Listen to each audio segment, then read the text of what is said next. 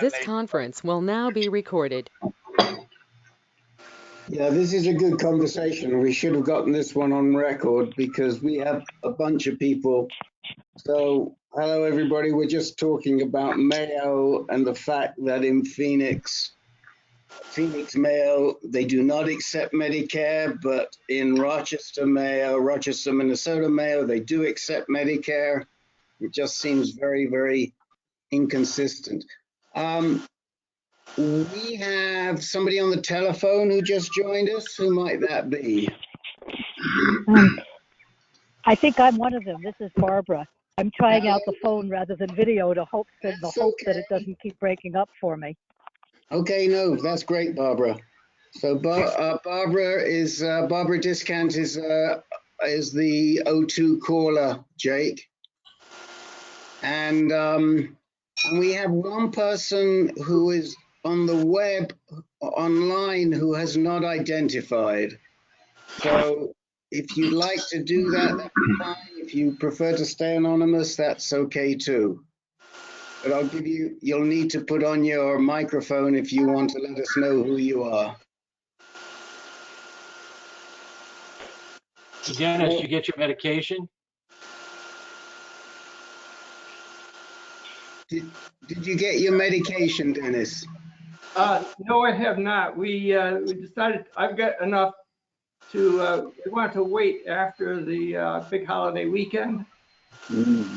So stuff doesn't get backed up again, hopefully, and I'll order it later this week, and then they'll send it to me within a day or two, and I'll send them back the old one. I mean, did the old one ever arrive? Yeah, it did. How was it? Well, I didn't open it. I mean, I opened the outer package, but it was in shipment for almost 2 weeks. And I'm not sure where it really was. Some people told me it got stuck in Phoenix. It's coming out of Ohio. Initially comes out of India, goes to Ohio. It then comes over to Arizona, to Phoenix, and then goes down to Tucson. And my tracers were telling me that it was in Tucson out for delivery for 2 weeks.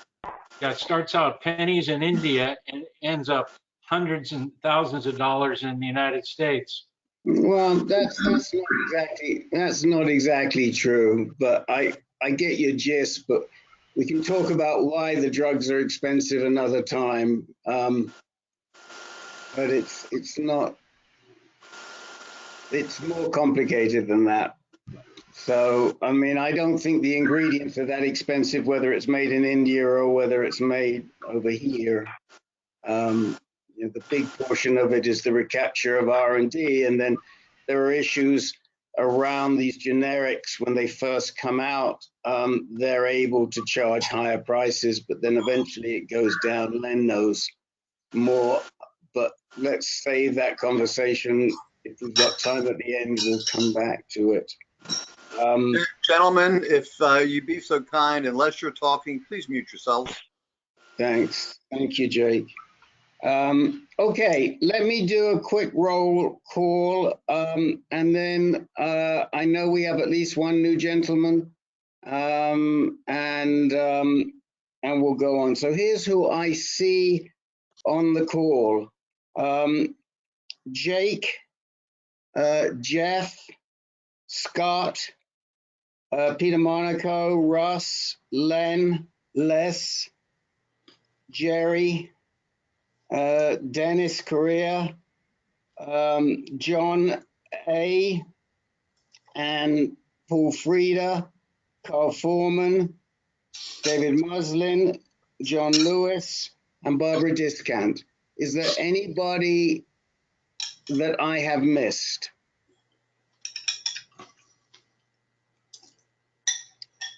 Okay. You broke up for a second, Rick. Did you catch Muslin? Yes. Thank you. I did. Thank you. I did. All right. So, John Lewis, I know, John, you are new. And now Ken Anderson just came in right now, too. Okay. So we'll add him at the bottom here.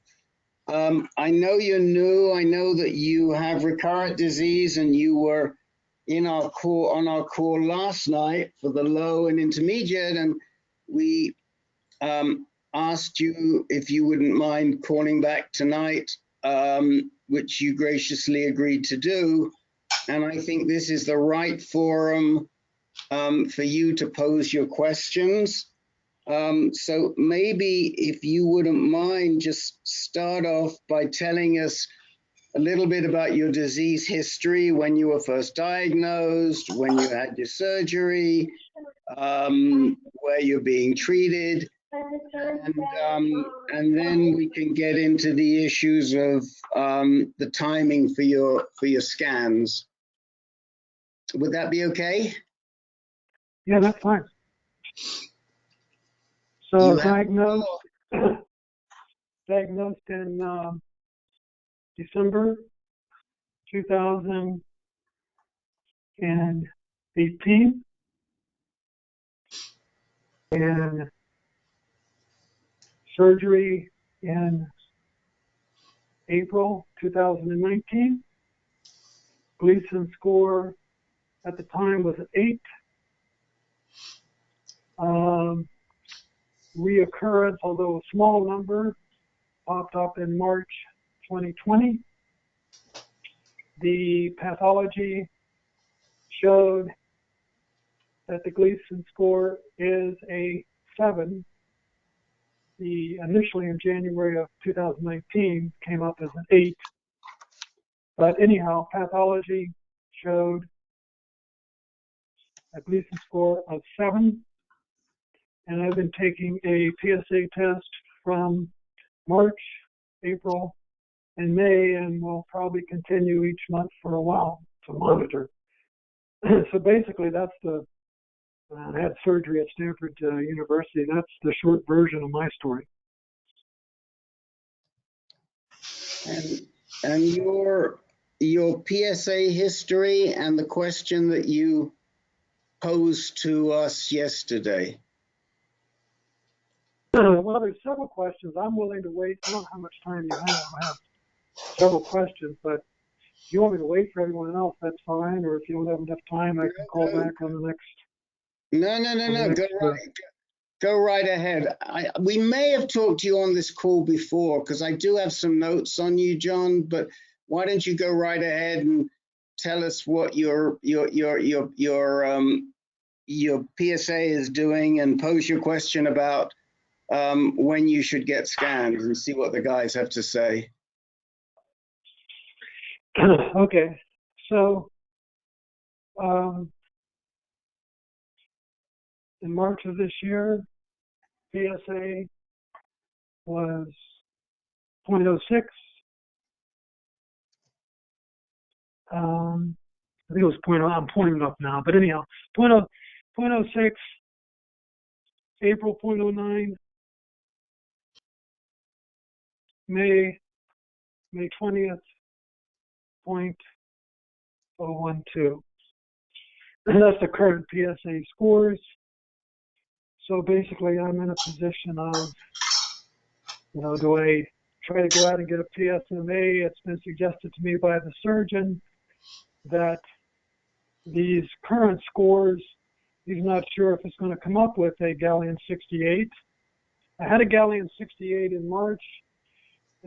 My situation is somewhat, for me, somewhat a little perplexing in that the PSA I did in March of 2019 showed everything encapsulated. Pathology showed negative margins, basically no prostate cancer. So anyhow, it's been suggested to me that the PSMA may not show anything because of the lower scores. So does anyone have any feedback on that?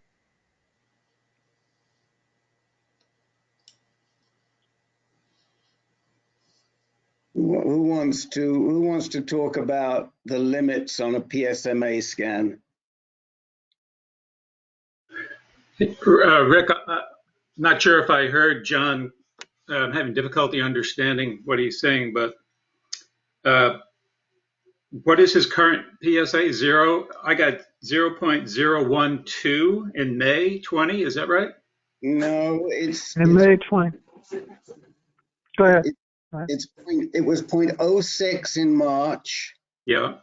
0.09 in April, and 0.12 in May. 0.12, okay. Well, that is below the detectable limit for even the most sensitive PSMA scan. So I don't see much point in being scanned right now. Okay, I was reading literature. Go ahead. Okay, I was reading literature online from multiple hospitals. So my next question is, what I'm reading, I have no idea if it's right or not, it's from hospitals doing research, that a score where I'm at right now to run out and take ADT may not be the best step at the moment. Any feedback on that?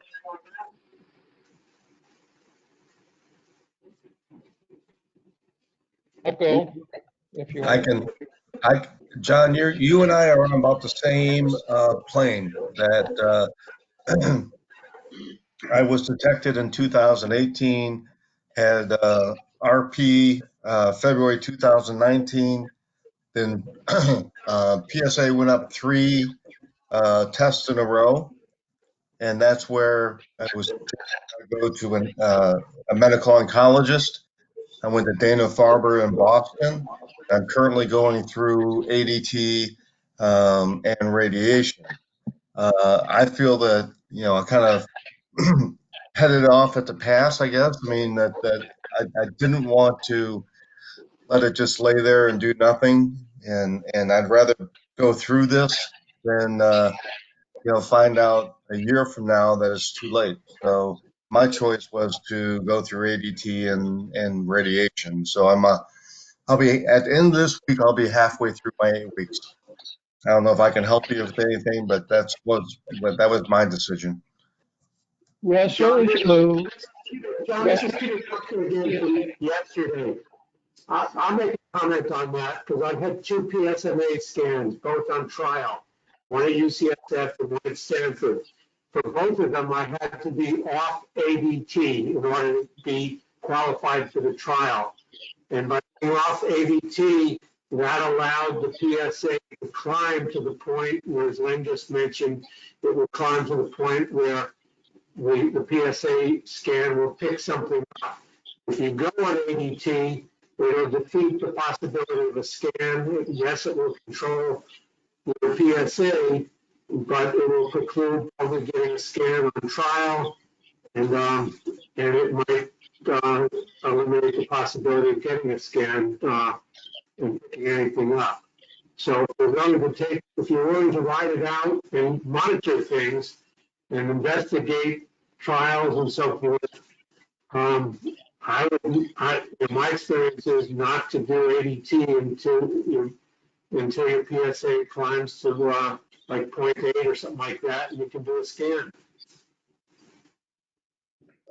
Okay, and the gentleman who started his ADT, what was your PSA when you started? Russ, what was your PSA when you started your ADT? The basic history is I went from July 1st at under 0.06, then October 14th, 0.06, January 9th, 0.08, and 27.09. So it is still technically undetectable, but from my research and advice is if you have 3 consecutive tests that are continuing to climb, to do something about it. And that was my choice. So Russ, so in other words, you started your ADT at around 0.06. Is that right? No, I started at 0.09 when it jumped from 0.06 to 0.09 in less than 3-4 months. Less than 4 months. Who else can talk about at what point they started their ADT, at what PSA level? Anybody else who has recurrent disease? David? Yes, sir. I started it at 1.4. And I had PMSA tests up to 1.4. It started at about, it slowly went up over a year. And, but like Peter said, once you start on ADT, you can't do a PMSA test anymore, is what I understand. You understand the same, Peter? Yes, especially in trial. If you pay $3,000 out of pocket, they might do it for you. And the fact that you have a negative margin, John, is really very encouraging. Russ, did you have a negative margin or positive margin on your Positive pathology? margin, only, I guess it's technically, I'm not sure, but I had right seminal vessel that was compromised, so I guess that's technically positive margin. Yeah, the fact that you have a negative margin, John, is pretty encouraging. So it's a personal decision, but if it were me, and I know what my doctors would say at Northwestern, is they'd say watch it and live your life for a while, and maybe even do your PSA tests every 3 months instead of every month, because it'll make you crazy. Watch it go up a little bit at a time. But it's really a very personal decision. ADT is rough to, it's kind of hard to be on. And if you can go for a while without getting on ADT, you might want to enjoy that time. Okay, the gentleman who started the ADT, what I can't remember everybody's name. What was his name? Well, we've had several gentlemen who started ADT. Okay. I think he means Russ. Probably me. Russ Smith? I think you said you were in Massachusetts, right? Or in Boston or something? Right. Yeah, I'm actually I'm in New Hampshire, but I go from my main MO into Boston. I'm only just over the border in New Hampshire. I get my treatment at Dana-Farber. We have a satellite location here in my town, so I'm very fortunate. But again, I think the key in my mind is I had, positive margins, and you don't. And I think the first go around, I didn't react to my PSA going up quick enough, and I wanted to be probably more proactive on this time around. And Dana-Farber, and so, like I say, I'm just under midway through the radiation, and I probably have another 3 months to go on ADT. And what was your doctor's suggestion, or what did she propose in terms of ADT? As in 3 months, 6 months, 12 months? 6 months is right now is what's forecasted. I'm a G7. My PSA was 13.1 prior to surgery and 12.6 at pathology. So maybe give you a little bit of idea, but I think the big thing is between positive and negative margins. Yeah, there's a little bit of difference there. Yeah. Okay. Got it. So, all right. So that.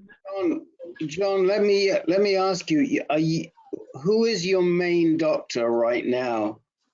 Who's your principal doctor?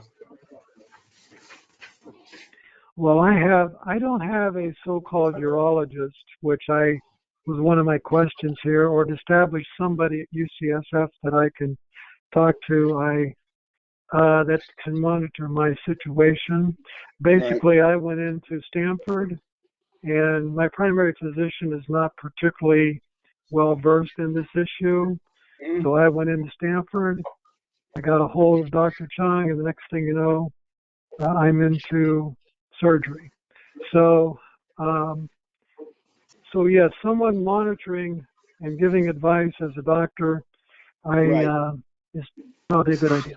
Yeah. So, I mean, I think most of us on this call would agree, although there is controversy over this, but I think we mostly all feel that the best person to guide you when you have recurrent disease is a genitourinary medical oncologist. That's not to say that a radiation oncologist wouldn't have a role, and maybe certain other doctors. And fortunately enough, in the Bay Area, you've got a number of good GU medical oncologists at UCSF. There's Rahul Agarwal is one. Hannah Borno, BORNO, is another one. I have an appointment with her on June the 9th. Okay. So, I think that it's probably a smart thing and to take her advice. I know that Peter's had some back and forth with Hannah Borno on behalf of a patient that he was mentoring. I don't know her. I do know the other guys there, but I'm 3 years away from the Bay Area now, and there's been quite a lot of change in the GU med oncs down there. But she's very good, and I would take her guidance as to when to start ADT and when to continue with your PSMA. I mean, what we do know with the PSMA scans is that you really don't see too much with the gallium until you're around 0.65. And then, and certainly by 0.8, you should get a result. And I think the same thing is true with the 18FPYL DCF, isn't it, Len? What is it? Isn't it around the same numbers? I think they use 0.6 as their cutoff for the low detection. Right. And, so you probably want to be, you probably need to get your PSA up a little bit in order to register anything on the PSMA scans. And you should be talking to Dr. Borno about whether she feels it's safe for you to stay off of the ADT until you get up to that level. I mean, my impression is that the general consensus is yes. Yeah, they like to get you onto ADT fairly early, but I think that when your PSA is under 1, it's you can manage being off it. I mean, Len, what's your thought on when you start the PSA, you start ADT? Well, in his case, it seems he would easily become undetectable if he went even on a short course of ADT. Right. So, I mean, that's one option to discuss with his oncologist. The other, I guess, would be to, as Peter said, let it ride up a bit until it's scannable. If he can tolerate seeing his PSA rise, I think those are the two options he has. Do you recall any of right? Sorry? You recall any of the trials? Go ahead. Hold on a minute, John. Do you recall any of the trials as to when they recommend you start ADT on recurrence? Oh boy. Well, no, not. I mean, this is an unusual case where he had no radiation. It was just surgery. Right. I'm not sure what the recommendation is for beginning ADT after surgery. I think that typically they say if your PSA rises between 0.2 and 0.5, then you want to consider salvage radiation therapy. Right. Along with ADT. All right. Well, let's just open it up briefly to anybody else that would like to make a comment, and then I think you're doing the right thing. You're going to go see Dr. Borno, and keep coming back, John, and talking to us. So you said there was some back and forth, so that particular situation you were discussing wasn't going that well with that particular doctor? Was there some problem with that doctor? Which doctor? Bruno, I guess her name is, that we're talking about in UCSF that I have an appointment with. No, what we said was she's fine and she's a good doctor. Okay. And Peter had some conversation with her on behalf of a patient that he was mentoring. But no, I think she's solid. Peter, do you have any comment on Dr. Borno? No, I think as a primary doctor, she's very qualified. Yeah, she's very intelligent. Right. Anybody else like to say anything to John? Yeah, the PSMA scan has put us in a whole different paradigm. I mean, the standard of care up until what Russ is going through and what I went through 4 years ago or whatever, that was the standard. That when after surgery, if your PSA started to go up around 0.2, you had pelvic girdle radiation and prostate bed radiation, and there was no scanning. You just did that. Now, with the advent of PSMA scans, there's a chance to kind of look at a more detailed picture of things. It's kind of analogous to the advent of the MRI scan. It's put us in a different paradigm. So if it's available to you and you can access it, why not? Because it might give you some more information about where to radiate to if things are beyond the prostate bed. If not, you can just do what Russ is doing and just radiate to the prostate bed like we've all done before. I assume as it comes up on the PSMA, it obviously helps to target, helps, I guess, better centralize the targeting of the prostate cancer, correct? Yeah, that's true.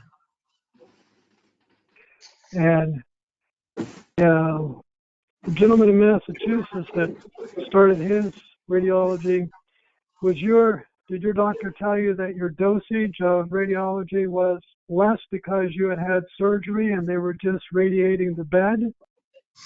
Correct. So I had the surgery, and when I had 3 straight increases of PSA is when I started to get worried, and I may have gone a little bit early because I when I was probably 0.1 when I started, assuming that the path I was on, but I decided to go and be proactive and get on top of it. I'm not sure, if I made the right choice, but I feel good about it. Okay, but the dosage was less, I assume, and then if you had gone into with your prostate. Yeah, I have a very good medical oncologist, and both he and my RO both agreed it was time to do it. Okay. Got it. And I assume everyone agrees on in San Francisco that Dr. Roach, in terms of the Bay Area, is still considered the best. Is there a so-called number 2 or not? Well,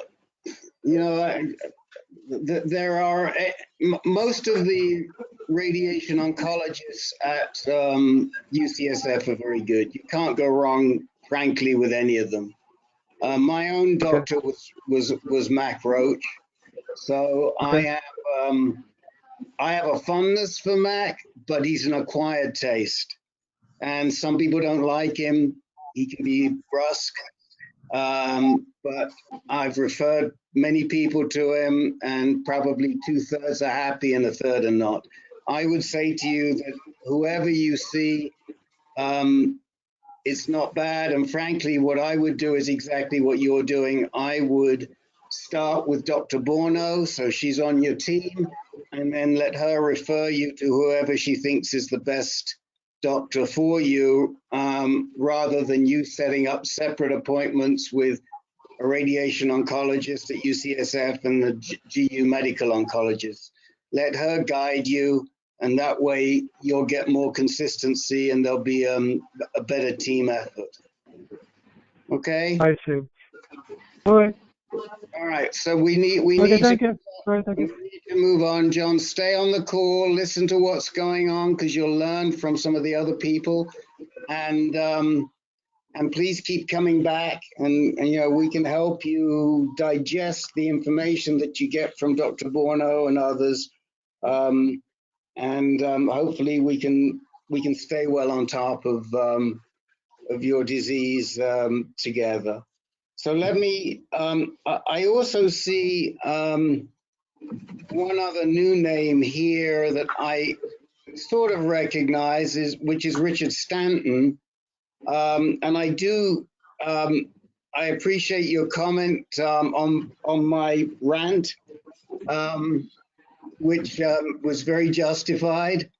It is a rant, it was a rant. I'll just, for those of you who haven't seen, I was very upset to have seen the numbers generated by a research study this week as to the impact of the USPSTF recommendations in 2012 and 2016, which at the time we knew was going to impact a lot of men who would not get diagnosed early and would first be diagnosed de novo metastatic. And that has happened. And we've seen it here, particularly with the growth of younger men being diagnosed with more advanced disease. It's been recorded already a couple of times in the past. And then this week, MedPage Today published a study. I commented on that study on MedPage Today, and then I blogged it out earlier on. And Dr. Stanton came back and said to me, I should be more upset with the doctors rather than USPSTF. And I haven't responded, but I take his point.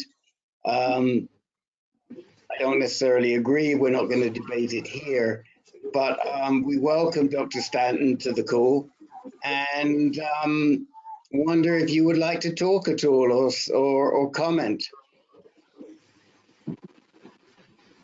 You're muted right now. There you go. First of all, I'm not a doctor. Oh, I thought you were. Okay.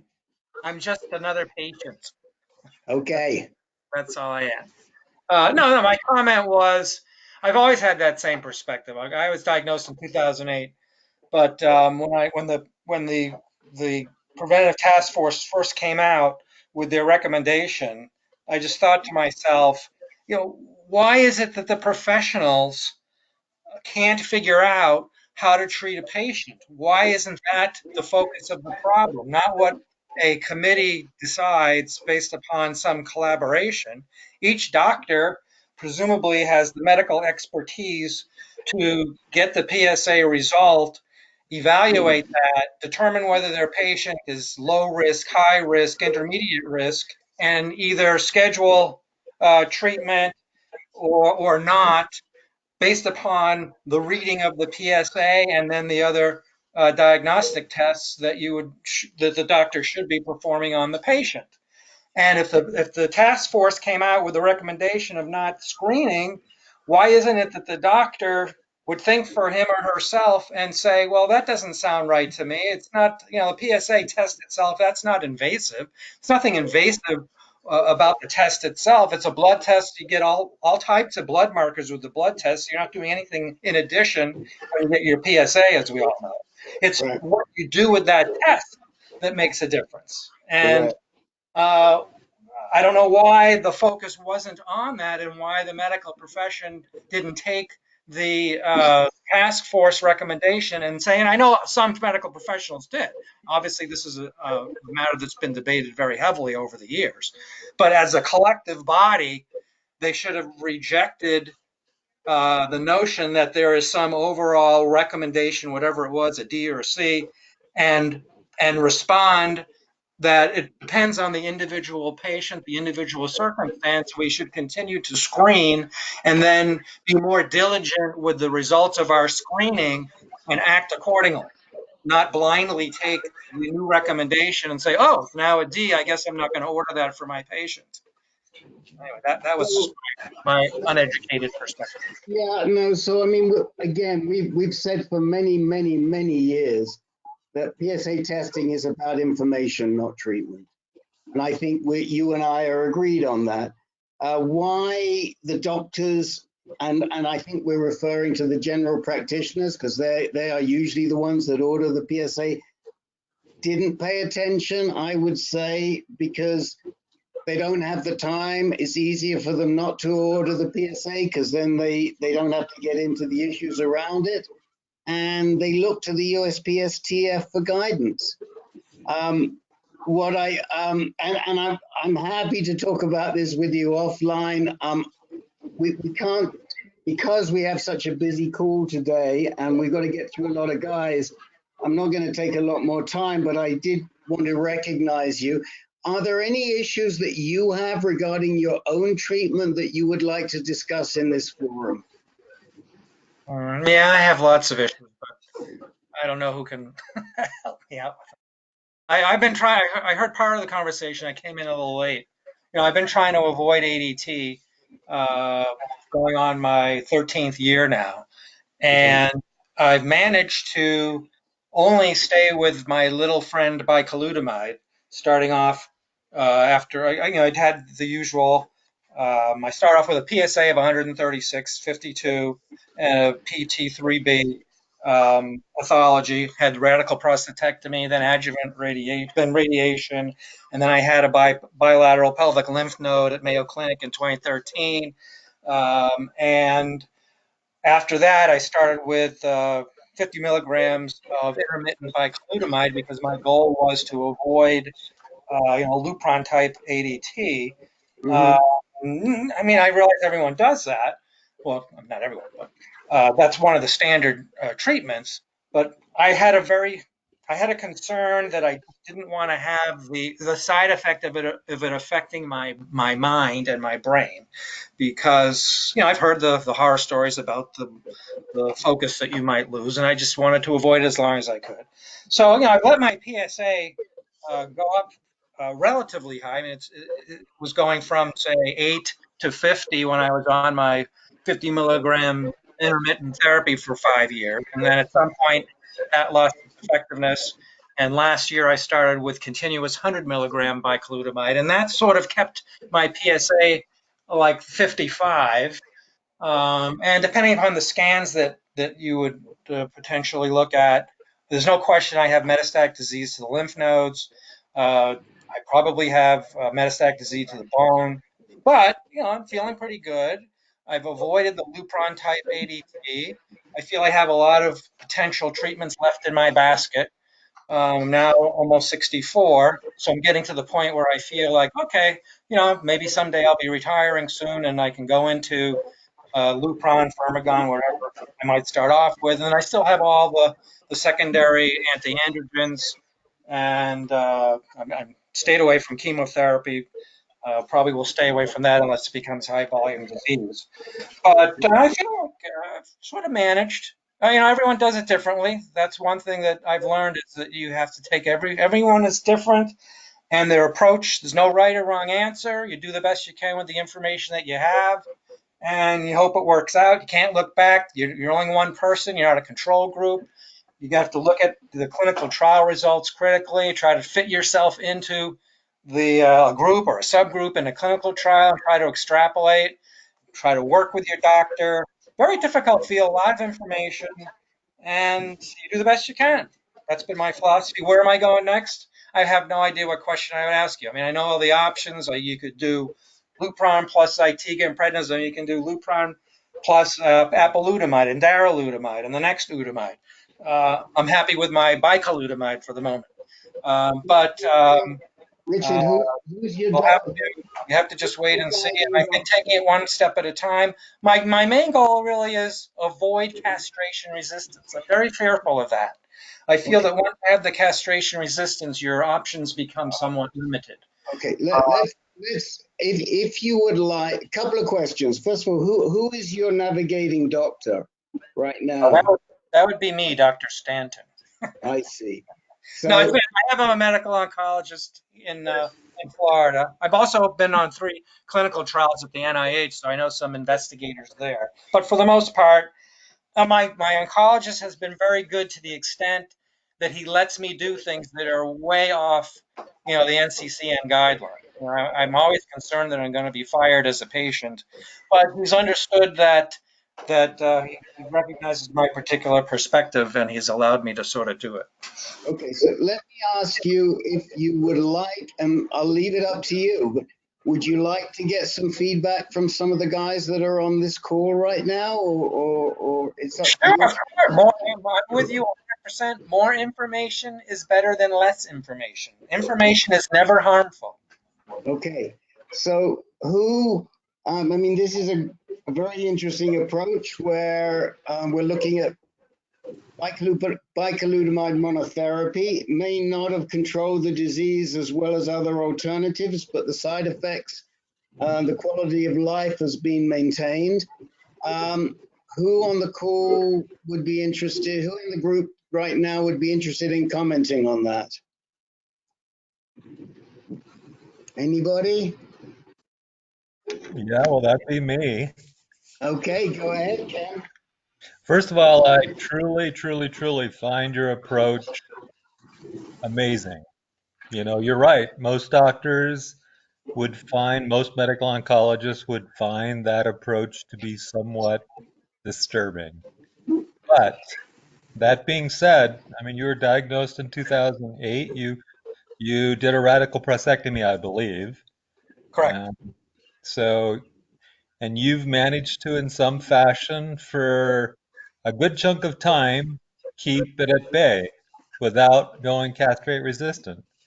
So all I can say is kudos to you. I would have probably loved to had you in my back pocket when I was first diagnosed. Hindsight is definitely interesting. At the moment, I'm getting ready to start 9 rounds of chemotherapy, and my PSA has never been to 50 since I was diagnosed. So I'm kind of curious, as far as a question to you, what number makes you uncomfortable? Well, I think one of the advantages that I've had, if you want to call it an advantage, is that when you start off at 136, the numbers that I have now are lower. So if you take my 13 years, I'm actually down 80 points, which isn't so bad. I understand that. I was at 729, so my Right, 25. okay. So I figured with a PSA of 136 and knowing the volume of cancer that I had at that time, I obviously have this picture in my mind about what 136 PSA means. And I'm thinking, unless it's going to affect a vital organ, until I have a PSA in the hundreds plus, I'm okay. I could be completely wrong about that, but no, I understand. I don't know the answer. I don't know the answer to that. Yeah, so. I feel a PSA in the 50s. If I already were in 136, that's doing pretty good. And it's spread out more. It's not all in the prostate now. It's spread out to the left. Can I ask, kind of on the side, Rick, before you cut me off, can I ask what medical profession you were in? Me? Yeah. Were you a doctor? No. I'm just a patient. Oh, you're just a patient. You're not even a doctor. You're doing this on your own. I should say I'm a juris doctor, but not a medical. I got you.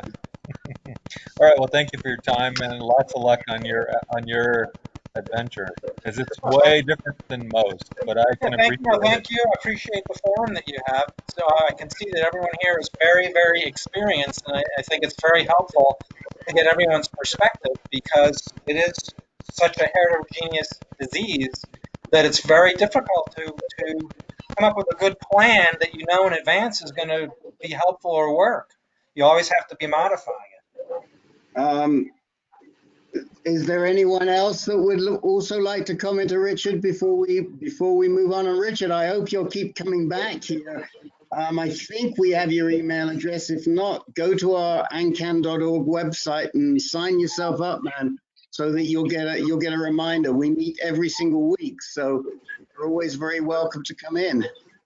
All right, appreciate that. Thank you. Yeah, I would say not. Go ahead, on. Larry. Okay. First Larry and then Peter. Go ahead, Larry. I just want to say, it's great to hear you had 18 years or whatever it was of good life. And what Rick was saying about staying in touch, I think it's very important because in case things start to get a little rougher, it's good to be connected. And that's all I want to say. I appreciate that. No, I realize that my 100 milligrams of bicalutamide is also coming to an end at some point. Peter, have you done genetic testing yet? Yes, I have. I have the ATM mutation. I do not have BRCA1 or BRCA2. And so olaparib and rucaparib are probably not in my future, but they're doing some research, and hopefully, I think that's the way to go. Obviously, is this personalized medicine with finding out exactly what genetic mutations, somatic, whatever you have. But that's the only major one that I could find in the list of like 5 or 6 mutations that I have. Did you do the somatic test or just the germline? This was just the blood. I did not have the tumor tested itself, just the circulating blood. So Richard, I think, and Len, maybe you can correct me, but I think ATM is in the BRCA pathway. Is that right, Len? Yeah, I mean it's also like BRCA. It's a homologous recombination repair dysfunction. So theoretically, it should respond to the PARP inhibitors, but for some reason they've noticed that it doesn't respond as well. ATM mutations don't respond as well as BRCA mutations to drugs like olaparib and now rucaparib. I wanted to know, Richard, what was your Gleason score? Again, that's obviously a matter of opinion. The original Gleason was 4-3 with a significant tertiary 5. When I had the bilateral lymph node dissection in 2013, it was a Gleason 8, 4 plus 4. And since then, I don't know what might have happened to it. So since 2013, it's just been a Gleason 8, 4, 4.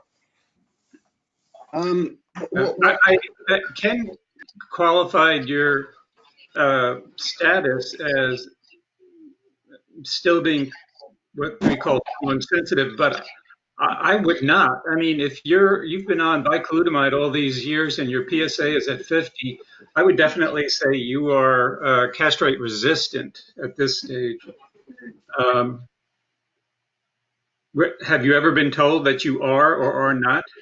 Well, my understanding is you can't be castrate resistant unless your testosterone is, say, below 20 and PSA is rising. So when I'm on bicalutamide, actually my testosterone is very high when it's working because it's blocking the testosterone from getting into the cells. So naturally, the circulating testosterone goes higher. Oh, my starting testosterone was around 200 to 300. And when I started the bicalutamide, when I was doing off and on, when I'm on, the testosterone actually goes up to 700.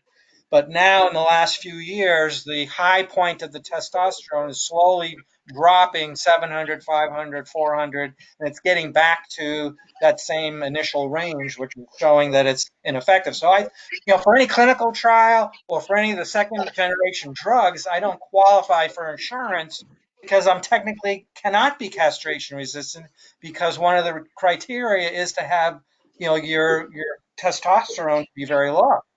And mine isn't. I mean, I may well be. In other words, if I go on Lupron, maybe 2 weeks later, I'll be castration resistant. That's possible. But at the moment, I can't be defined as castration resistant. It's very unusual that your testosterone would rise when you go on bicalutamide, but that's another story. Well, that's what bicalutamide does. It's an anti-androgen, so it's blocking the testosterone from getting into the cell, so it has to go somewhere. So it just remains circulating in the blood. And to the extent that bicalutamide starts becoming ineffective, in my mind, testosterone again finds its way into the cell. Yeah. They've mutated on their, the androgen receptors mutate, and they find another way to come in, and they do. And that's the end of bicalutamide. But you don't accelerate the testosterone levels simply by being on an androgen receptor blocker. I mean, without being on any androgen blocker, your testosterone is just free to race up as high as it can. There's nothing stopping. Yeah, I can only tell you my experiences. I kept very good track of when I was on and off bicalutamide, and like clockwork, when I was on bicalutamide, testosterone rose, and when I took it off for 3 or 4 weeks, testosterone fell. And for 5 years, it did it very, very consistently. I could almost predict every time I went on and off what my PSA would be, what my testosterone would be, and it seems to be, from what I've read, it seems to make sense. But I'm not a doctor, and I don't disagree with what you're saying from a factual standpoint. I don't know the biomechanics of how it actually works. Yeah, so let me cut in because we do have to move along. I recall saw this recently where somebody was on bicalutamide and their testosterone went up, and I think it was because it wasn't being used up because the androgen receptor blockers were the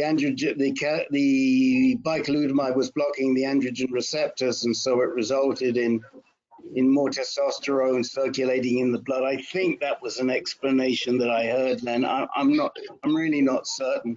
So I think we've heard this once before. What I did want to say was and Len, I'll pass on Richard's email to you. Richard, I think you entered your email. I think we have it, and I'll pass it on to Len so you guys can dialogue. I did want to say to you that don't exclude olaparib and rucaparib because with an ATM mutation, you may get approved. The question is whether you would get approved without having taken LHRH.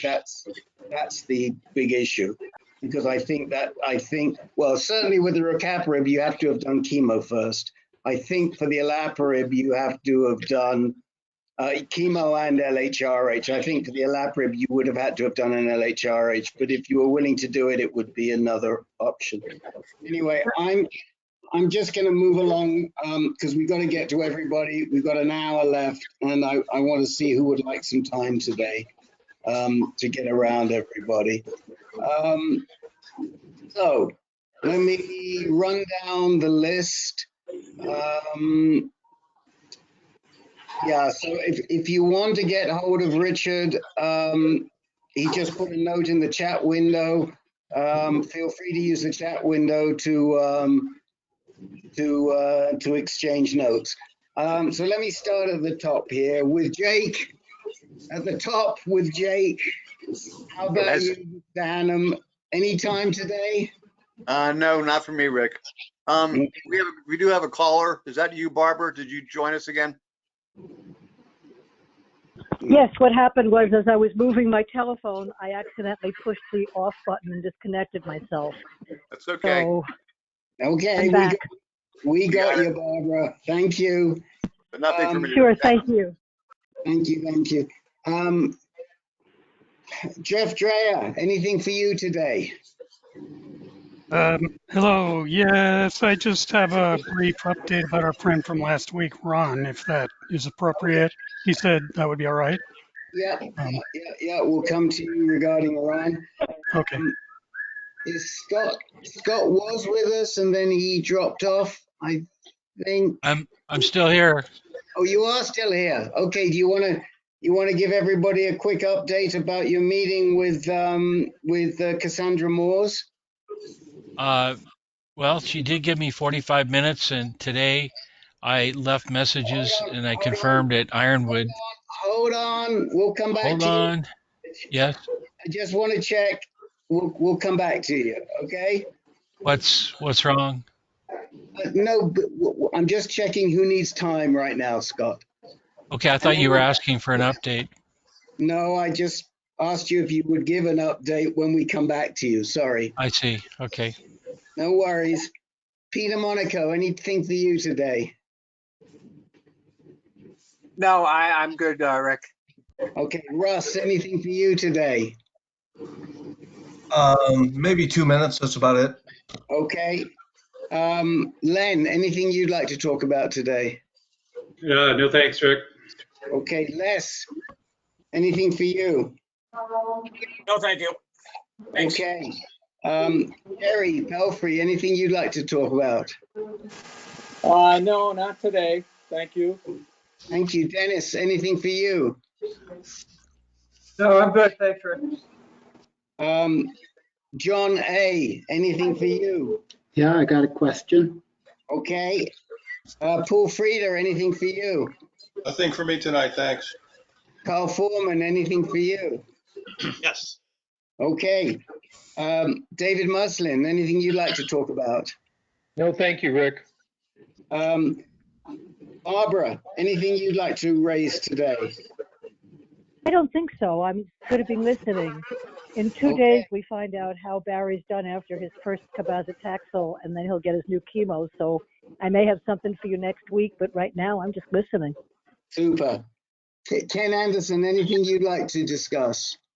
No, I'm good, thanks. Okay. Peter, anything you'd like to talk about? Yeah, one quick question, one poll. See if anybody.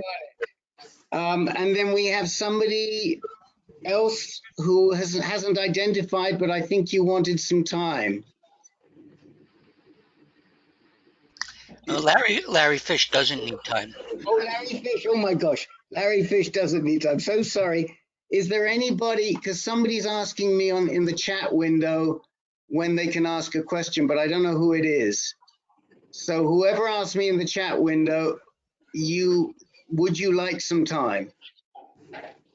I think that was Scott, Rick. Oh, you think that was Scott? It was, but I don't know why I didn't show my name, but. It says waiting for name. Okay. So now we know it was you, so we're going to give you some time. All right, let's get cracking and start with Jeff, who's going to tell us a little bit about the older gentleman who joined us last week, who had been told that his days were numbered. Correct, Jeff?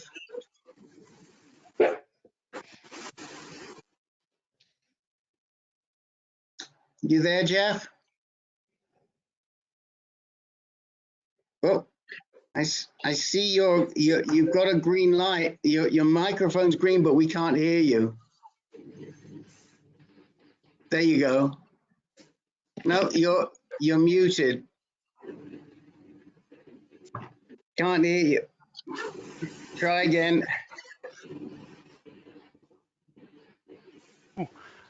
Hello, hello, hello, hello. Hello, hello. Better? That's yes. Much better. Okay, so sorry. No too many buttons here. Okay. Yes, we discussed last week trying to get Ron a referral to UCSF, perhaps? Yeah. Okay, so since that time, within a day or two, his oncologist said he was surprised to hear that we were thinking about a referral, and that's not necessary because they can handle everything there, which surprises me. Neither of us told him anything about that, but anyway. And since then, I do have his medical records, and there is a somatic mutation that might indicate olaparib. It's a CDK12 mutation. So, that's about where I am at the moment. He said, pass that information along. And Rick, if you would like to take a look over these documents, he's fine with that too. I don't know. Just remind me, what was Ron's last name? Chin. That's it, Chin. That's right. I got it. You know, we Len didn't Dominic, God rest his soul, have CDK12, and he responded to olaparib for a short period of time. Yes, on both counts. Right. So I think it was a fairly modest response, yeah, more like a disease stabilization than diminution. right. Well, I think one of the problems was he got it very late in the disease cycle, and his blood counts were already pretty shot to hell, and the olaparib didn't help much. Yeah. This would have been 4 or 5 years ago, Jeff, but Don Morazi, who our dear friend, who was one of the founders really of this group, did do olaparib for CDK12. So that's a very good observation on your part. Well, yeah. Actually, Dr. Metzger wrote that. So, yeah. Okay, so what is he going to do in terms of care? He's going to stay with the local guy at Marin General? Well, he would like to talk to someone else, but perhaps if Metzger can get him onto compassionate use trial for this, there's no reason he can't also be seeking second opinion, or I would think. Don't you think? But he doesn't need a compassionate use trial now. He can get olaparib FDA. Okay, yeah, that's what Metzger's notes say. Something about trying to get a compassionate use. Yeah, well, but because Metzger hasn't followed the literature in the last week. That could be, yeah. Well, this was dated, yeah. Okay, yeah, that's right. So, olaparib's now approved in the last month. Yeah, that's right. I know 2 weeks ago, right? So, yeah. That was May 21st. His notes of May 21st. Yeah. I think that might have been right around the date, because they approved the olaparib later in the week, about 3 days after they approved the rucaparib. But I guess I still think that if he was smart, he'd get a second opinion at UCSF. I mean, a doctor who resists a patient getting a second opinion. Yeah, that didn't sound good. Yeah. Concerns me. And the fact that he's talking second opinion to Metzger is shaking him up a little bit, and he's coming up with CDK12. But why the heck didn't he come up with that when he got his somatic results? What are the dates for those somatic results, Jeff? This was a blood. It looks like it was a blood sample sent in on February this year, February 11th. So so even if the results came back at the end of February, he's been sitting on that for 2 months. It shouldn't be up to us to shake his tree and get him to talk about CDK12. He should have been looking for that. That's my feeling, and that's what we were looking for. We were looking for an avenue for him, and and Metzger's telling him he's just got a little bit of time. Well, anyway, thank you. Let's keep moving. I'll rely on you right now. I'm pretty snowed, so I don't need to look at that stuff, but that's a great spot, and try and see if you can't get him a second opinion with Borno or Agarwal or Friedlander. All right. Yeah, I'll work on that then. Yeah. Okay. And it's great that you're getting his notes. I mean, that is also terrific, that at least we're getting his records together for him. That's really great. Okay. Let's go on to Scott. Scott, tell us what's on your mind to ask questions, and just give the guys a quick update on your appointment with Cassandra Moore. He's on the phone, Rick. All right, next. We'll keep going. Russ, you're up. Not much tonight. Just I'm in my 4th week of radiation and just very, very tired and having trouble with my bowels. Just make sure that that's typical. And if anyone has any suggestions. What are you eating? Trying to. A lot of fruit. Last night I made the mistake of making a steak salad, and today was a little bit rough. I had my treatment, but had a lot of gas and Okay. and tonight I'm very tired. So I know I shouldn't have done that. I know I need to go white and lay off of the meat, but every once in a while you gotta. Last week I nailed it really good, and today I think I was dehydrated over the weekend, and that I didn't, because you're forced to drink so much water before treatments that I typically drink. I don't know how much water a day, but a lot, and I didn't do that over the weekend, so I think that kind of dehydrated me. That's the only thing. So I'll open this up so other guys can give you their benefit, but avoid the fruit, avoid the meat, avoid the fruit. The fruit Really? I thought fruit was good. Not right now when you got a dicey stomach. You got to eat all the things that you are not supposed to eat for prostate cancer. So white bread, white rice, pasta.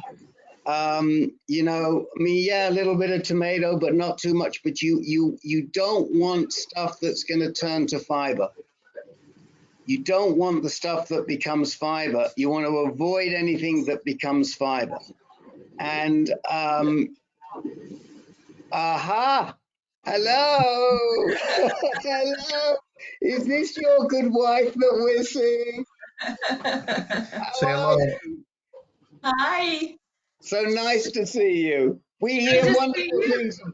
Don't tell my wife this is my girlfriend. So nice to meet you. See, he's feeling just fine. Okay, you're taking good care of him. Definitely. She's a saint. Bye-bye, guys. Right. So, that's what the dietitians preach. The good cancer dietitians preach. Stick to the white stuff. Who else? There's a bunch of guys who have done a lot of radiation on this board. What advice do you have for us? Stay off sugar, Russ. White sugar is bad. Creates inflammation. Clean, easy, digestible food. Clean, digestible food. Right. The steak salad last night was probably not a good idea. And no salads, right? Right, Rick? No salads? No salads. No salads, just white rice, some good cooked steamed vegetables. Right. Chicken, fish, plain and simple. Right. Peter, did you want to say something?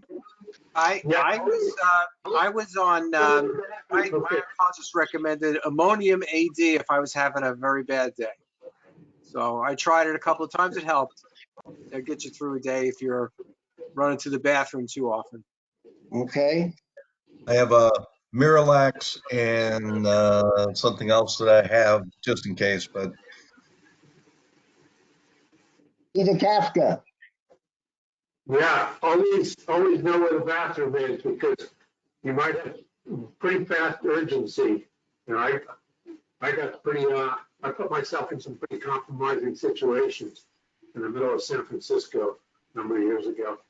So don't be surprised if you don't have much time to get to the bathroom. luckily I'm only 7 miles away from my treatment, so it's compared to other guys, I have to go an hour plus. I'm in pretty good shape. Right. So sometimes you really gotta move fast. Anyone else? any thoughts for us? I'm good. Thank you. Okay, so try it. Oh, No, Russ, I'd just say walks and water. You know, take some walks after your radiation and drink lots of water.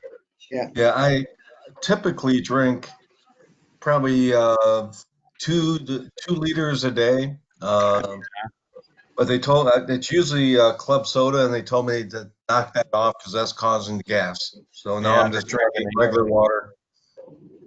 Right. Have you tried, you were going to try exercising in the morning last week, you told us. Have you tried it? Not in the morning. I typically go for 2 walks a day with my wife, but it's usually in the afternoon and evening. Right, but we had the discussion that you got to get that heart rate up. Do you remember that discussion? I do. And I've got my treadmill right behind me. It's just not running. You told us that last week, and we said we were going to check in with you this week. What can I say? Russ, Well, do you take metformin? What's that? Do you take metformin? No. Okay. Then that's not an issue. So what I would like to say is that just try getting your heart rate up. It doesn't have to be in the morning. You were the one that told us you wanted to do it early in the morning, but try and get that heart rate up for about 10 minutes, 15 minutes a day. You are, let's say, make it easy. 60 from 220 is 160. 80% of 160 is 128.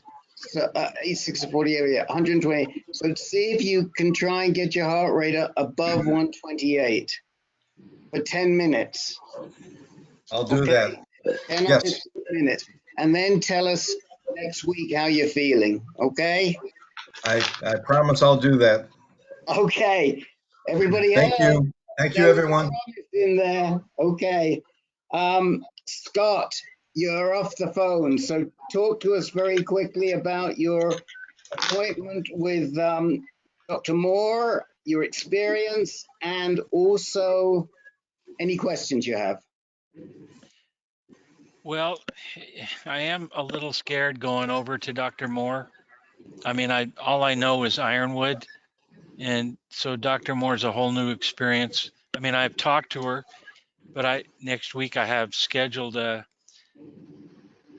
Xgeva, or what is that? Yeah, Xgeva, the Lupron and a bone density all in one morning. Okay. But it's just transferring over. I mean, there's a lot of issues. The pharmacy thing, I can't get a hold of them and whatnot. But I went to, have you guys ever heard of Dr. Bans, B-A-N-S, or Dr. Flaherty, GU medical oncologist at Arizona Oncology? No. No, okay. Well, I went there today. Again, that's my last second opinion. And she suggested cutting the abiraterone dosage in half, because my PSA was so low. And I had a question about that. It's 4 250 mgs now, and she said it would be okay to go for, 2 250 milligram tablets and cut the prednisone in half. And then the only way that could be proved as beneficial is if the PSA rises. So if I took, I'm just curious if anybody's lowered their abiraterone dosage. So let's just start with Dr. Moores. You went over and visited with her in person, correct? Yes. Okay. And you spent 45 minutes with her. That is correct. And what was your response to that appointment? I decided to transfer care to Mayo. So you liked her, I assume, then? Yes. Yeah. And what did she think about your treatment pattern? She confirmed that the Zytiga prednisone, Zometa, Lupron was, she confirmed that. She said no to chemo, and she said no to radiation. Well, that had been said the previous week by Dr. Vargas. Right. So she said no to chemorati, and then she also did want to add Xgeva to your regimen, correct? Yes, instead of Zometa. But now I'm hearing that Xgeva is a lot more expensive. Well, again, it is more expensive, but it should all be covered by your insurance. It's Xgeva is a I'm pretty certain it is it's not a Schedule D drug. It's treated like Lupron or chemotherapy. Yeah, it's just, as I said in the beginning, I just got a almost $500 bill from Mayo, and so I'm finding they don't cover a lot of things. Yeah, but as the guy said to you, you're going to get reimbursed by Medicare. I got reimbursed with about a $200 check. So I don't know it's not a simple, despite that, forget about the money for a minute. It's just transferring over. I'm really following the regimen of going to a GU med oncologist, and I hope and I pray it works out. Well, Dr. you then decided to see Dr. Flaherty at Arizona Oncology, right? Just because a friend had referred me, and I thought, well, I'll just go down there. And I'm not transferring care. I just asked her opinion, and she confirmed, but she said that I could cut the abiraterone dose in half and basically save some money. And I thought, well, I don't know. Well, I think we told you last week that you could actually cut it to a quarter and take it with a low-fat meal. I do recall that. I guess I haven't spoken to Dr. Moore to confirm that it's okay to cut down to half or even lower. So I'm just curious what other people have experienced. Okay, so we'll open it up right now, but I think one of the things we did talk about is when you saw Dr. Moore to talk about doing the regimen, taking it with food, so it would cut back on the amount. So it's definitely worthwhile. Len, you're pretty strong on this stuff. What's your response to Dr. Flaherty's advice? I mean, we can't give you medical advice. We can only tell you what we're aware of from what we've read and heard from other people. Oh, the advice to cut back on the Zytiga? Yeah, to cut it to half. Yeah. No, it doesn't make sense. I mean, Zytiga is there to keep your T levels low. Why would she want you to cut back? If it isn't a cost issue, it just doesn't make any sense to cut it back. If it is a cost issue, then as Rick just said, just take one pill a day instead of 4 and have it with a low-fat meal. And you get the full benefit of Zytiga as though you were taking 4 pills a day. What's a low-fat meal? Well, like the equivalent of 2 tablespoons of peanut butter or almond butter. Yeah. I think I'm just going to keep going what I'm doing until I talk to Dr. Moore. So one of the things we can do for you is connect you to a fellow in Kansas, Mark Finn. Mark Finn is taking abiraterone. It's not Zytiga, it's what you're taking, generic abiraterone, and he is on that low-fat regimen. And he can tell you more precisely what he's eating with it. But certainly if you talk to Dr. Moore, she'll be familiar with the low-fat regimen. Most of the doctors don't recommend it, but if you tell her you want to do it to save money, she'll see what she says. But there's been clinical trials that have shown that it's the equivalent. Okay, thank you. But, you know, I've never heard of cutting it down to half. Right, me neither. I don't know of any study that's been done on that. No, me neither. I agree with you. That's a bit of a strange one. That to me is a bit of a strange one. So I think if she said that, I guess what we would say is go back to her and ask her on what's the basis for it. Low PSA. I'm sorry, low PSA. In other words, because you have a low PSA, she doesn't think you need as much of the drug. Yes. So my question is, what is the evidence for that? What is the evidence? What is she basing that on? Is that just her treatment style, or is she basing that on any evidential medicine, clinical trials? Most of what the doctors do, even though they don't talk to you about the trials, they're based on trials.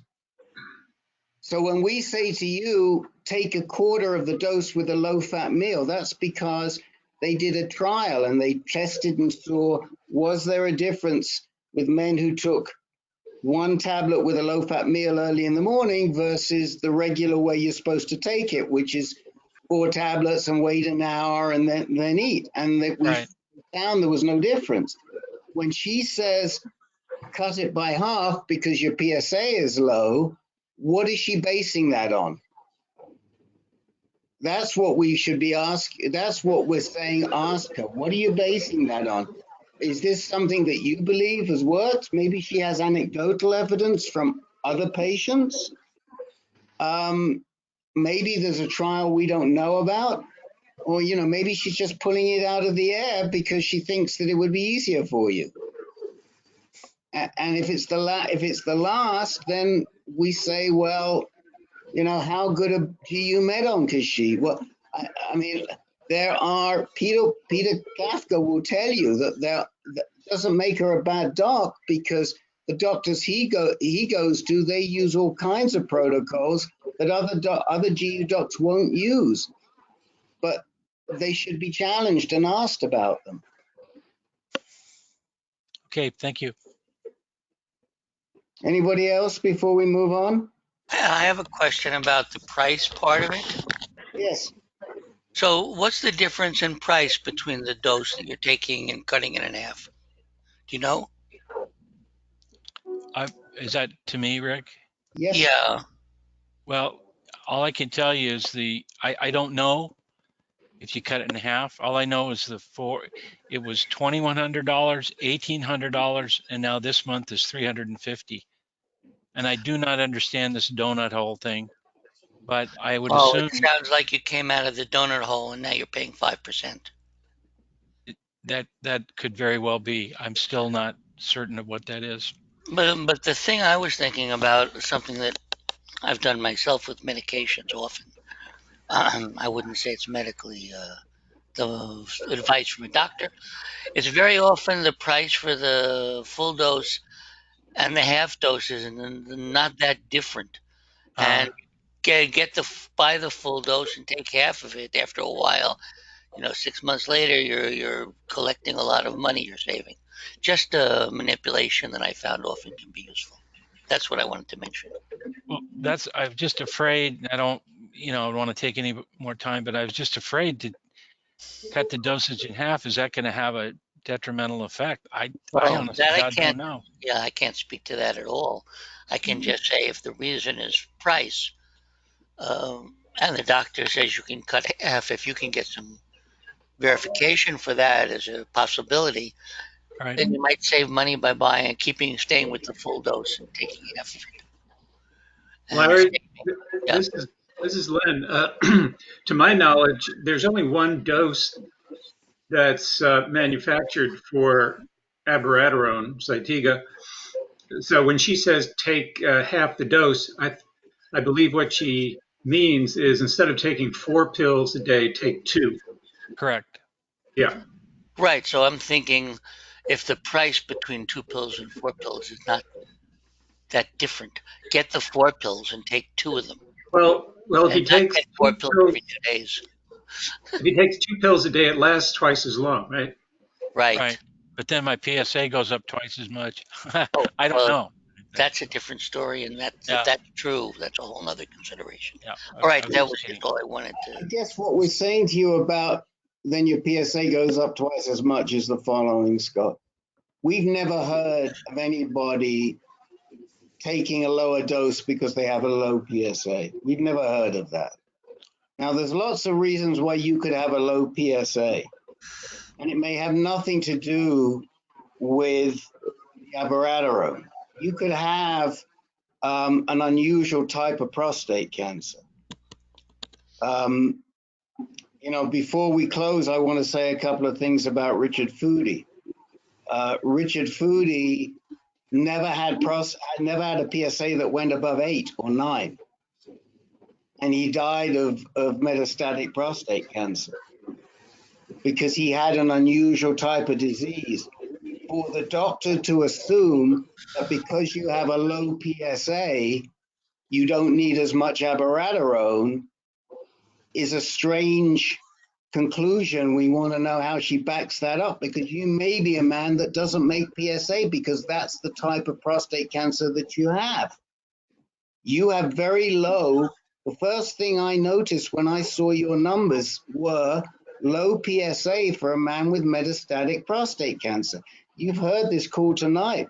These guys are talking about anywhere from 130 to 3,000 when they were diagnosed, and you were diagnosed with a PSA of 7 or 8, or whatever it was.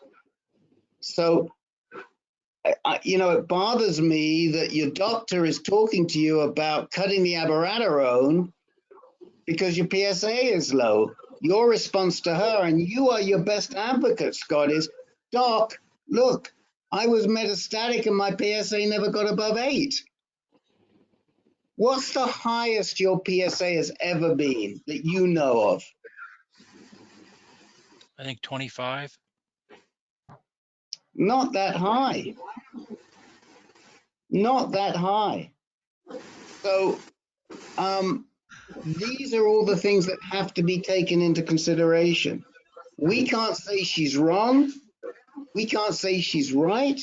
But what we can do is tell you what it is you should be challenging her on, Dr. Flaherty.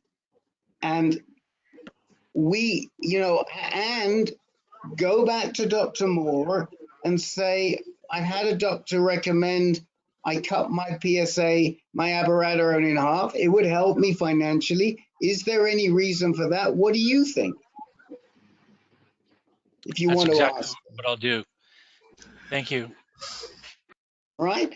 I mean, but for me, if you like Dr. Moore, stick with Dr. Moore. Yes, you've got some issues around Mayo, but talk to Jerry Pelfrey and talk to Dennis Correa. They're both available to you, and they have several years experience. Jerry a couple of years, Dennis 4 years or so now.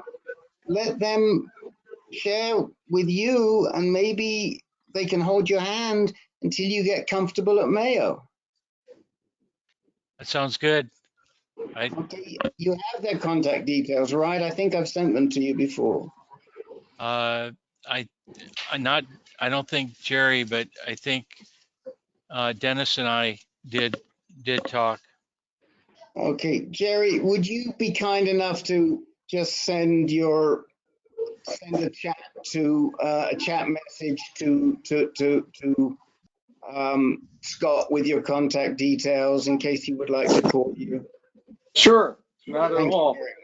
If I can add a couple of comments, I think he said, Scott, I think you said Arizona Oncology. Yes. Okay. At the beginning of my treatment, we live in Mexico, so we went up to actually a town outside of Phoenix where we found a place that we rented for the whole year. And I had my second oncologist at Prescott, where we were staying, and he was a member of Arizona Oncology, and I was on 4 a day, so I got extremely depressed, and I'd cry at a drop of a hat, and he cut me back to 2 a day. And I'm the one that had the 3,194 PSA at that time. But I was still, even on 2, my PSA was still dropping. And then when I got to Dr. Singh and I mentioned it to him, he said, I want you on 3, not 2.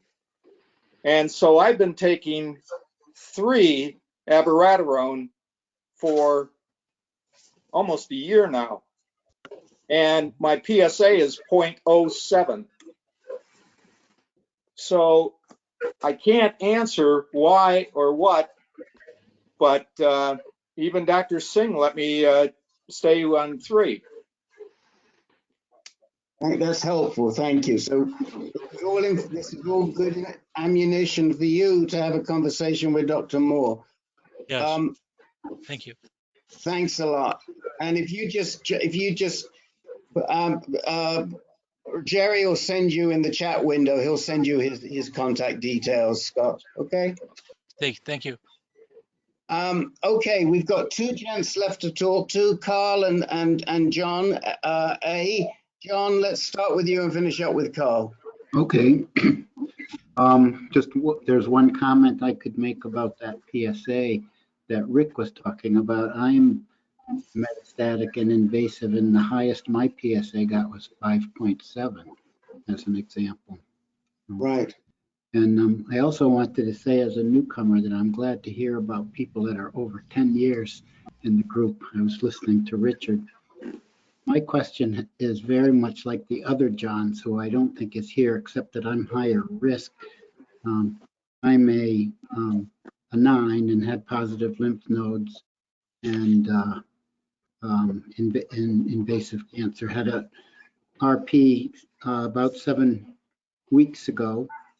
So it's the same question. Now I've been waiting for a month to try to get into Dr. Petrolak at Yale on your guys' recommendations.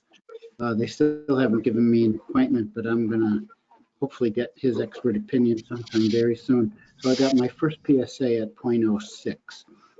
So my surgeon is happy to sit and wait.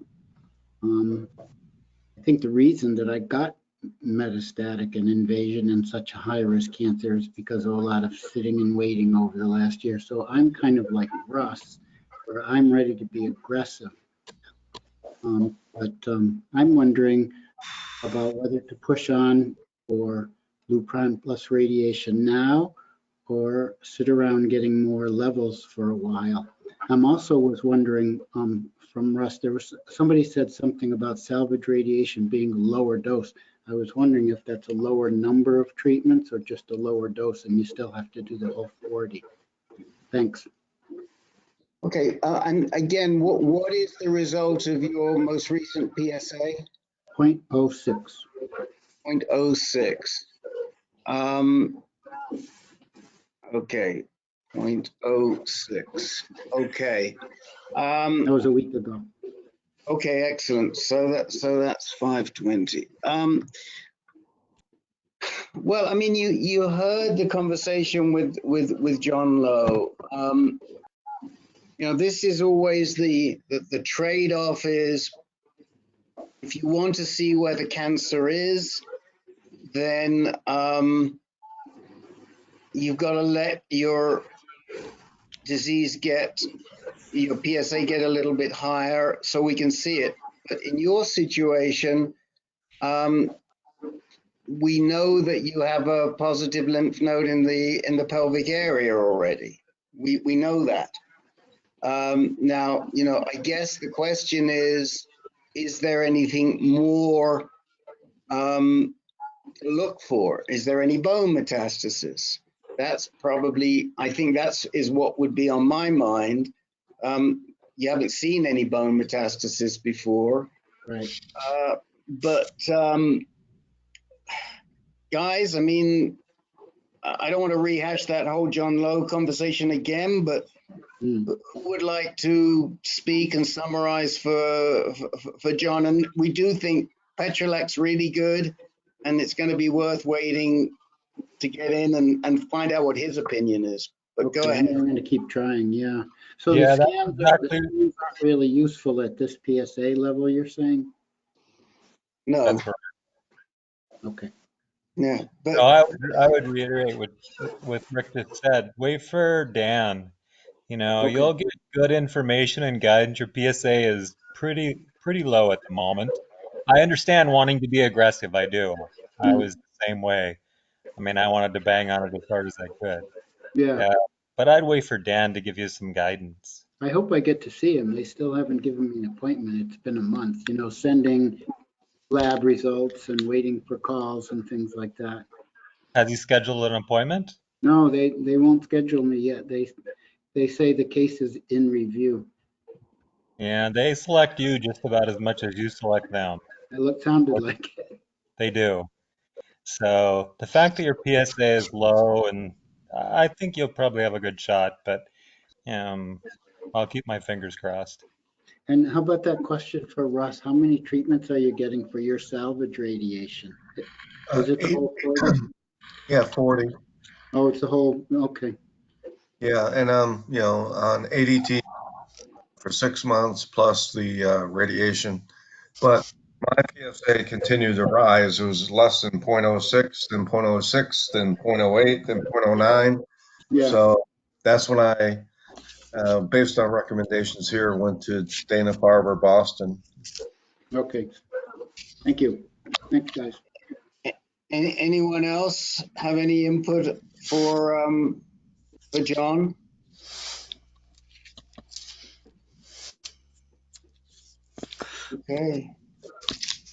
Okay. Keep coming back, keep talking to us, but you know, I think you're in that period where you're keeping a very close watch. When's your next PSA scheduled for, John? 6 weeks. Fine, excellent. Okay, so just keep a close watch. And how are you doing in your recovery from your RP? Other than incontinence, I feel fine.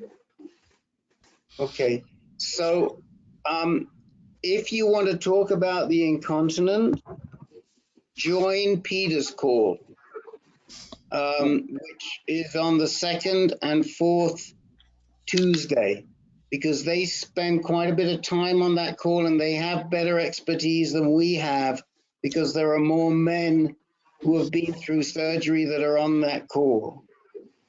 And Okay. maybe they have some ideas and some help for you on that call. If you like afterwards, I'll make sure that you're signed up. Is that later group? It's Monday, Rick, not Tuesday. Sorry, Monday, yeah. Second Monday. Larry, do you make sure you do your exercises? I had very good response after surgery because I was doing the Kegels. But make sure you're doing that. And the one upside is I did get through it, and I'm 100%, 99.9%, I'll say, you know, solid now. But I do my exercises. I did it before surgery. I do it now. And, you know, I think that, you know, like you look like you're in pretty good shape. And, you know, I think that is what saved me. But that's my only input. Okay, yeah, I would want that to be squared away before I start radiation. Yes. If that's where I go, right? Yeah, definitely. Yeah. So do join Peter's call, and I'll make sure you get the reminder for the Peter's call afterwards. And you can talk about how you're doing. How long is it since your surgery? 7 weeks. How long? 7. You know, I mean, you're well within. I mean, to be incontinent after 7 weeks is pretty common. I mean, you know, I think most guys it's sort of 30 to 90 days, 30 to 120 days. If it goes beyond that, there's sort of an issue. But I think that's Wouldn't you agree, Peter? That's a fair period? Yes. If you do YouTube check for Dr. John Mulhall of MSK, he's got some good ideas about incontinence. Could you say that last name again? Mulhall, M-U-L-H-A-L-L, Mulhall, Dr. John Mulhall at MSK. Thank you. Okay, he's at Memorial Sloan Kettering, an excellent doc. Okay, Carl, you got the rest of the time. 30 seconds left. You got 11 minutes. 11 minutes. 11 minutes. Okay, all right. At the beginning of this entire call, it was a brief discussion about the cost of medications, and throughout the call, there was various references to olaparib, which of course I have been on for over a year. Yeah. I received off-label use, which I'm not sure if that's the same as being given compassionate use, but my out-of-pocket cost has been zero all this time. I've been on it for over a year. And someone had mentioned to me that by the fact that it's now FDA approved, that the cost of the medication should drop dramatically. Again, it's not really impacting upon me, thank God. I have OptumRx, and I actually saw an EOB, explanation of benefits, for a 1-month supply of olaparib, which was in the amount of $27,000. So how much lower can it go? And it's not a matter of it going on generic, obviously, because it was just approved. So just curious about thoughts that hopefully for the majority of patients that it's going to be a much more reasonable cost. I have some thoughts, but this falls into Len's area of expertise as to what happens to the price of drugs when you're getting them off label and then they become FDA approved for your condition. Fratello, go for it. Yeah, it's assuming that it's also still what we call on patent for the other indications like ovarian and breast, and I presume it is because the drug is not that old. I don't really see why the price should rise that much. The more important price pressure would be coming from rucaparib, which was just approved. So, you know, they have competition. Before they had the field to themselves, but now they have rucaparib as well. So they can't price themselves too far different from rucaparib. So I don't see why it should go up much. No, I didn't expect it to go up at all. I did expect it to come down dramatically as a result of the FDA approval. Oh, I thought you considered it was going to go up. No. Yeah, well, it might go down, as I said, because of rucaparib, because of the competition. You know, these when drugs get approved, the manufacturers have to negotiate to get on the pharmacy benefit managers, mental block on the word, their list of drugs. It's on the tip of my tongue. The formulary. Formulary. Thank you. Thank you. Yeah. So, you know, in order to get on the formulary, if they don't price themselves right, you know, they'll just take rucaparib instead of olaparib, and then they're out completely. So, you know, they don't want that. So that's the big downward price pressure. So a couple of things. Let me just draw out the difference between compassionate use and off-label. That was another question. Off-label means that the doctor is prescribing you an FDA drug that has not been approved for your disease, but has been approved by the FDA. And then it's a function of whether your insurance will pay for it. And in your case, the insurance agreed to pay for it. And in the past, over the past 2 or 3 years, we've seen that in most cases where a patient had a BRCA mutation, either germline or somatic, the insurance usually was willing to work with the doctor on that. That's off-label. Compassionate use, I believe, is an application to the drug manufacturer. For the drug manufacturer to supply you the drug because it may not have been FDA approved at all, but it's in trial. And so you can't even get it off label, and you need that drug, and the drug is being tested. So is that correct, Len, or not? Yeah, I think that's more or less correct. So for compassionate use, first of all, you'd have to be a lot sicker than you are. It'd have to be like one of your last options before they give you a drug under compassionate use.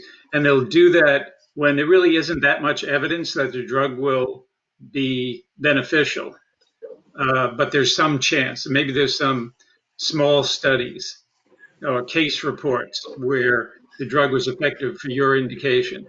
And so there's some basis, medical scientific basis for giving you the drug.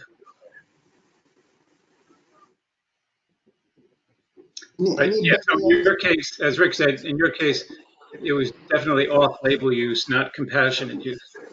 Okay. Anyone else have any? One comment I do want to make about the olaparib and the rucaparib is that the rucaparib approval was after docetaxel, chemotherapy, and LHRH. The olaparib did not require chemotherapy. I frankly think that the insurance companies will approve either or, but we'll see. They may agree to give you rucaparib even if you haven't done the chemotherapy because of the olaparib approval, but we'll have to see. And the reason for the difference was because of the way the trials were structured. I mean, it seems pretty inconsistent to me because the drugs do the same thing. The rucaparib is a much stronger dose, is more potent. Doesn't mean it's more effective, but it's more, I think it's 7 times the potency of the olaparib. So you would take a smaller amount. And Bill, God rest his soul, felt that the second-line anti-androgens, the rucaparib and the talazoparib, and there's another one, might be more effective than the olaparib, but it hasn't been trialed. I think I read that they are going to trial it. Anybody want to comment, or can I just take the last 3 minutes to remember Richard Foody?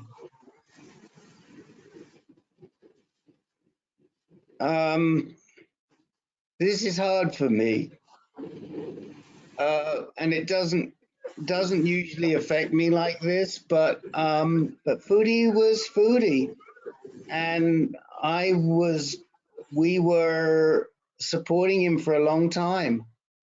For those of you who didn't read the reminder, he came my way in 2013, which predates Len and everybody else on this call. It didn't predate Dom. I knew Dom longer, and I knew some of the other people that we've lost longer. But of those who we work with today, Foody was the longest. And he came to me through Immerman Angels, which I think most of you are aware of. They provide one-on-one mentors. And they called me and asked me if I would help him. I was in California and Foody was in Manhattan. And we talked, and I think he had some treatment. I can't remember exactly what. Did he have radical prostatectomy or not? I can't remember, Len. No, he didn't. You know, the thinking at the time was that you didn't treat the primary when you had metastasis. Yeah. So he didn't have a very good medical oncologist, and we said you've got to get a GU med onc, and we sent him over to Memorial Sloan Kettering, and he got assigned to Dana Rathkopf, who he was very happy with, and he always remained happy with him. But Richard, he never really understood prostate cancer because he never did the studying. There was always kind of an arm's length relationship between the disease and him. It's kind of hard to say. I don't want to say he wasn't his best advocate, but he could never be his best advocate because he never did the reading. And to some extent that may have hurt him, because unless we were prepping him for an appointment, which we did, I did, and then Len, God bless him, did for a long time, he wouldn't answer the right questions because he wouldn't know what to ask. So, he'd write to me before he had an appointment with Dana, and what should I ask her? And we go through and we give him a list and what have you. So by and large, we held his hand through all of this.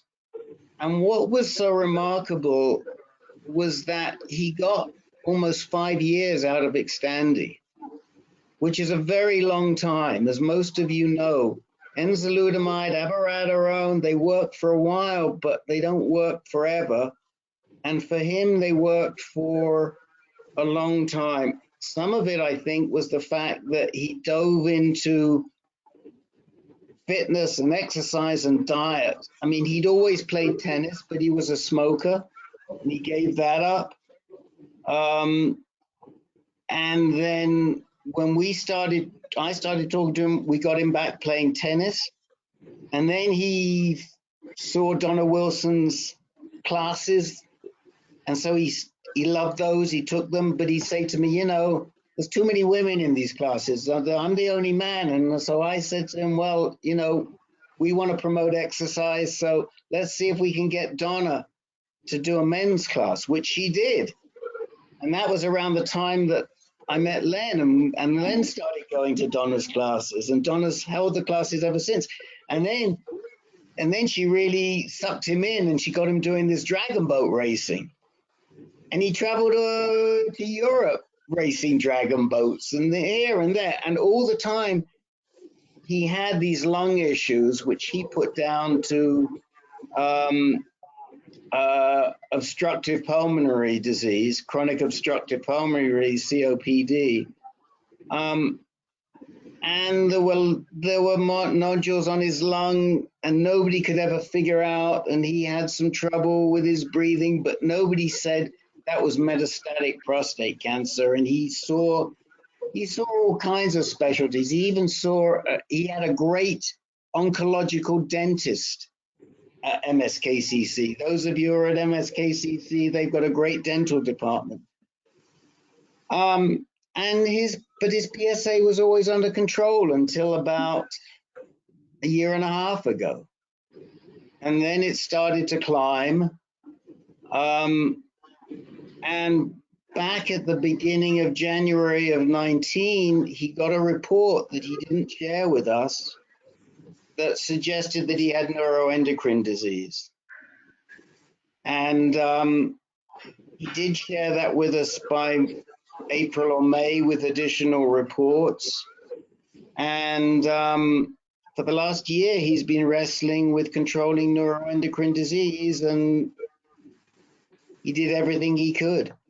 And some of you know Len, because he's been on the call. Len accompanied him to see Dr. Rathkopf, and he made the decision just about 4 weeks ago, that he didn't want to do any more treatment. I feel like he had a good 7 years. I mean, it's sort of 8 years, maybe in total. He had a good 7 years. I mean, he started singing because he always wanted to sing, and then he was in medical. He was in musical shows like Carousel and Oklahoma, And then he moved from the chorus to a bit part and a solo part. And he sent us his pictures because he was so proud of himself. He lived on his own. And we never knew anything about his family until recently. And he never told whatever family he had that he had prostate cancer until about a month ago. So, and my greatest concern was that there would be nobody for him when he got really sick. And thank God that wasn't the case, because his dragon boat friends really rallied around him, and some of the people from the singing, and they did support him, and they got him to the hospice, and he actually passed away within about a day and a half of going to hospice, which personally I kind of expected, because he'd been such an incredible fighter, as most of you remember. And I think once he realized that there was not much left to fight for, he just gave up. And Len and I were both surprised, and his doctor, Dr. Rathkopf, was surprised. And it was an honor to support him and a pleasure to know him. And I only met him twice in person. Len met him many more times and would see him in class. Len, why don't you say a few words too? Sure. So what you were alluding to earlier, Rick, I would say he didn't do his own advocacy, because he would say this himself, he was in denial. He was in complete denial for the first few years that he even had prostate cancer. He said, I just don't, and even when he was told he had prostate cancer and he was on treatment, he would still say, I don't want to think about it. I just don't want to know it's there. And I think somehow he felt that simply by not thinking about it, it would go away. So he was a bit eccentric in that way. It's kind of odd to think of someone as being in denial and yet at the same time to be a fighter and to be an optimist, which he was. He always felt that he was going to win this battle, even when all signs pointed in the other direction. But he was, when I think of him, I always think of him with kind of an impish half smile on his face. He had a pretty good sense of humor. And as Rick pointed out, he kind of blossomed after he was diagnosed. He just kind of stayed to himself. And then all of a sudden he decided, well, I got a bucket list of things I want to do. And so, Rick mentioned them. The only other thing I want to say is his oncologist, Dana Rathkopf at MSK, called me on the morning that Richard died, and she said, Len, what's going on? I just tried to reach Richard and he's not picking up. And I said, oh, Dana, I'm so sorry. I would have thought somebody would have notified you, but he passed away this morning. And I was starting to talk and explain what happened, and I could hear her sobbing at the other end of the phone. And she apologized. She said, Len, as long as I'm doing this, I still just don't get used to it. I never get used to it. So what a compassionate soul. I can't imagine, as much as I love my doctor, my oncologist, I can't imagine him being in tears hearing about my passing. And I don't know how many of us could say that. But Dana Rothkopf was that type of, is that type of person.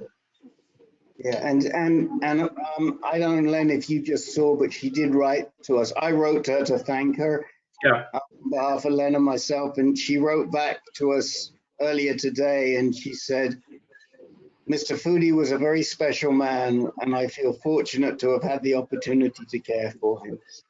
And he loved her, they did have a special relationship. And he would drive her nuts. He would drive her nuts because he'd get in and tell her the same story over and over again. As he did with us. As he did with us. And she wouldn't cut him off. And, you know, and then when he was go to the appointments, he had to act as kind of like the moderator and say to Richard, Dr. Ravkop knows this already. Oh, you know, because Rick and Len would tell me afterwards. Anyway, guys, I needed to just take the time to just share our memories of Richard Foody with you, and we'll miss him. We will miss him. What can I say? All right, I have to jump off. This room's getting used by the MS people in about 20 minutes, and I've got to just dive into the sarcoidosis meeting for a few minutes and show my face before then. So a lot to do, and I'll sort out the calendar as well when I get a minute. Okay. So next meeting next Monday. Good night, everybody, and talk to you soon. Thank you, Rick. Good night, guys. Good night, Rick. Good night, Good night, everyone. Good night. Good night, everyone. Thanks, everyone. Good night. Night. All right.